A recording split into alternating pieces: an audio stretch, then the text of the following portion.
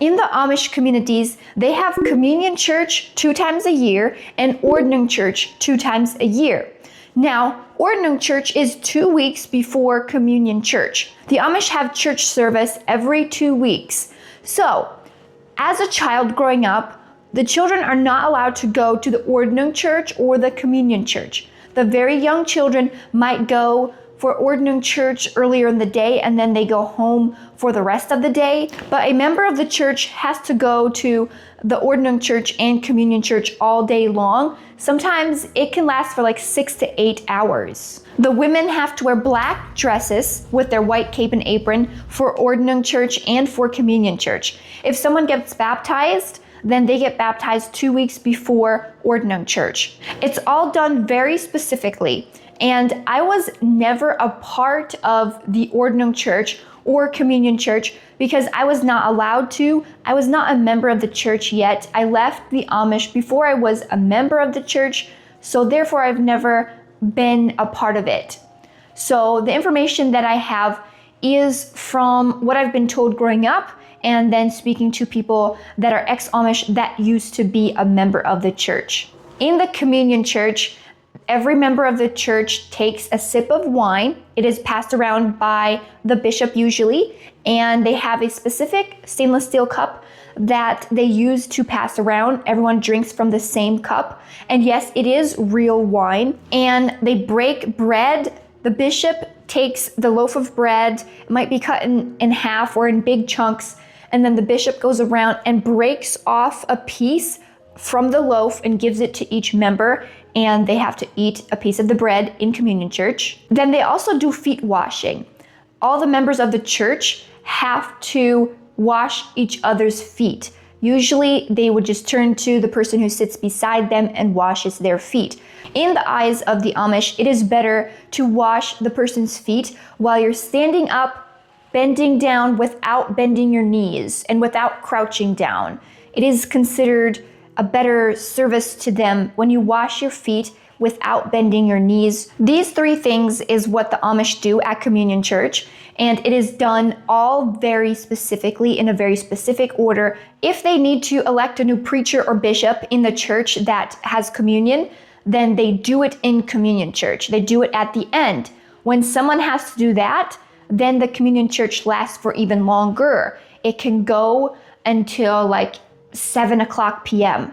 And then whoever's elected preacher, everyone goes to visit that family. So it's a whole day event for church service if someone needs to elect a new preacher. The Amish all have very specific things that they say in each church.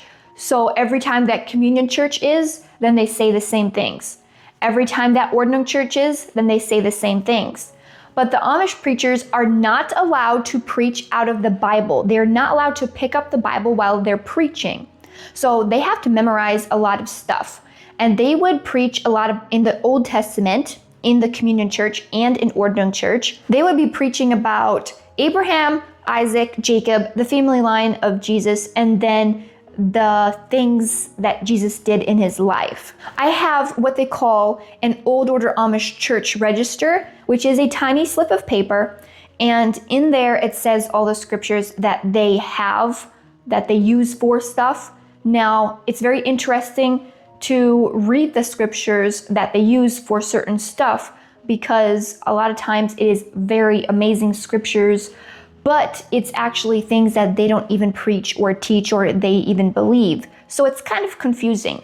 But the scriptures that they are supposed to go off of, because they're not allowed to read it from the Bible, number 1, it is Luke chapter 22, verse 1 to 33, 1 Corinthians chapter 10, verse 1 to 25, 1 Corinthians chapter 11, verse 2, and then skip to verse 17 until the end, and John chapter 6, verse 47 until the end, and John chapter 13, verse 1 to 18. I remember growing up in the Amish, all the children got so excited every time there was Ordnung church and communion church because then they didn't have to go to church for 6 weeks. And that was always so much fun because we were allowed to go to other families that would babysit us and play with their children and do fun things like that. and the adults would have to go to church. And anyone who is not a member of the church is not allowed to do communion with them. They're not allowed to be there when they do communion. Now, in the Bible, in 1 Corinthians chapter 11, verse 27 and 28, it says, "Therefore, whoever eats the bread or drinks the cup of the Lord in an unworthy way shall be guilty of the body and the blood of the Lord. But a person must examine himself, and in so doing, he is to eat of the bread and drink of the cup." So when someone becomes baptized in the Amish, that is when they are a member of the church. And they make a commitment to be with the Amish church the rest of their life, to follow all the rules. It's about the Ordnung. If you are taking communion and you're not a member of the church in good standing with the church, then that would be taking communion in an unworthy manner. That is what their beliefs would be. When the Bible's talking about taking communion in an unworthy manner, it's talking about someone that has an unrepentant heart, someone who has been saved but maybe is living in sin, or something that they're guilty of that they are not willing to repent from. It has to do with you and God. It has to do with your heart. It doesn't have to do with the Amish Ordnung and the way that the Amish look at it would be if you're a member of the church in good standing with the Amish church. I will never forget the first time that I ever went to a non-Amish church. I was still attending Amish church every other Sunday because we have church every 2 weeks. And then I was attending a non-Amish church the in-between weeks, and I was still Amish. I went there and they had communion on that day, and it didn't even occur to me because in the Amish, communion is always one time in the springtime, one time in the fall time, and that's it. And we are not allowed to be a part of it because I wasn't a member of the church. So when I went to the non-Amish church for the first time and they had communion, I felt guilty, and I had like a panicky feeling. I was like, I'm not allowed to do this. I'm not allowed to take communion. I'm not a member of the church yet. That was my way of thinking. It was very uncomfortable for me at that time in the non-Amish church because I was confused, because I even saw the little children partaking in communion. Now, I was still completely Amish at that point, and there's a lot of things that God hadn't revealed to me yet. When it comes to washing each other's feet in communion church, in the Bible, that is never a command. When you're reading about communion, it's talking about the bread and the wine. At the Last Supper, when Jesus washed the disciples' feet, it was as an act of service because in those days they had sandals, it was dusty outside, it would be a service to wash someone's feet. Nowadays, we have shoes, we have proper footwear, and we have concrete. It's not considered a service to wash someone's feet nowadays. But whether someone washes each other's feet in communion or not doesn't really matter. Like, they can if they want to, but either way, it doesn't make you a better person. It doesn't make you more righteous or anything like that. The thing with the Amish, though, is that when you're Amish, you have to follow all the Ordnung rules. And to refuse to wash someone's feet would be considered a sin because it's part of the Ordnung rules.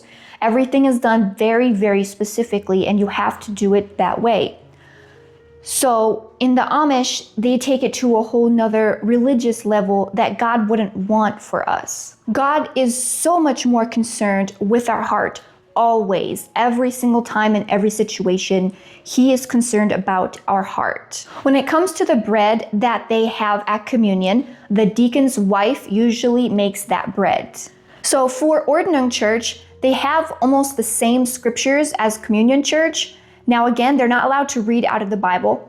So they would go through the Old Testament, creation, and the patriarchs up until the Israelites enter into Canaan. And then in Ordnung Church and Communion Church, they're also talking about the events in the life of Christ. So at the end of Ordnung Church, they would read off the Ordnung letter.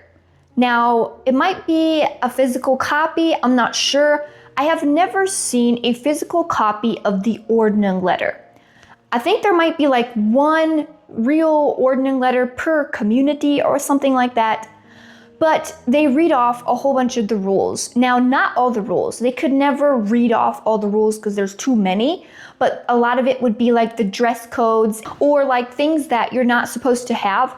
And the Ordnung letter, talking about the rules and stuff, can take anywhere from 1 to 3 hours, and it depends which church, which community. When it comes to allowing new things or unallowing things, if that's a word, then they would do that sometimes in Ordnung church. But the thing is, that sometimes causes a big uproar within the church and people disagreeing. So a lot of churches actually don't really allow or unallow things to the Ordnung, like they don't make changes to the rules when it's Ordnung church, or not communion church either. They might wait until 2 weeks after communion church if they want to.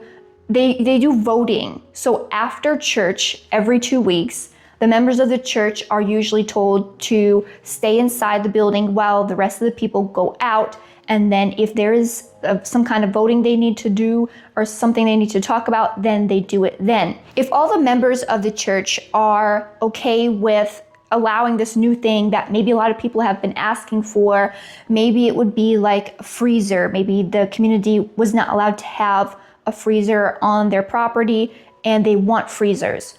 So they would vote for that at specific times, like every 2 weeks after church, or some churches might do it in Ordnung church. It depends if they've had a lot of trouble with doing stuff like that before. If all the members of the church agree with it, then it's a new thing. Like, okay, we now allow freezers in our church. The bishop does not have as much control over the Amish as people think. It is the Ordnung. The system of the Amish is the Ordnung. It's the biggest thing in any Amish person's life, and that is what controls them all.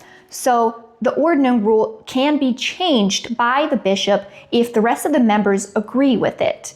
The bishop can't just make a whole bunch of rules without anyone agreeing because it would cause too much fuss. But the bishop has to enforce those rules. The bishop, preachers, and deacon. There's one deacon, one bishop, and 2 preachers in each church. They have to enforce the rules. Every year, there's some churches that would have Ordnung church and communion church a little bit later than normal, by a couple weeks. And the reason for that is because there's someone that might have disobeyed the rules or is not in good standing with the church. Like maybe they're shunned, because Amish members of the church get shunned all the time for a couple weeks at a time. It's different than excommunication, and they're not allowed to have communion church unless everyone is in good standing with the church. And if something turned up about someone disobeyed something, then they might have to put it off. And so every 2 weeks is church, Ordnung church and communion church. Like I said, the in-between Sunday of Ordnung and communion church, then the Amish have to have what they call Fastdag, which means fasting. It's a day of fasting. They fast from when they wake up on Sunday morning until noon. And my dad would sometimes drink some coffee just before noon. Otherwise, they would refrain from drinking and eating, and they would read the Bible. One last thing, the Bible talks about communion as something that Jesus commanded his followers to do in remembrance of him. It is important to obey the command, but we should never be so concerned about having the exact right ingredients in the bread and the exactly real wine or grape juice, or if someone does feet washing or not. That becomes religion. And if we are followers of Jesus, we need to separate religion from our relationship with Jesus. I hope that makes sense, and I will see you in the next video.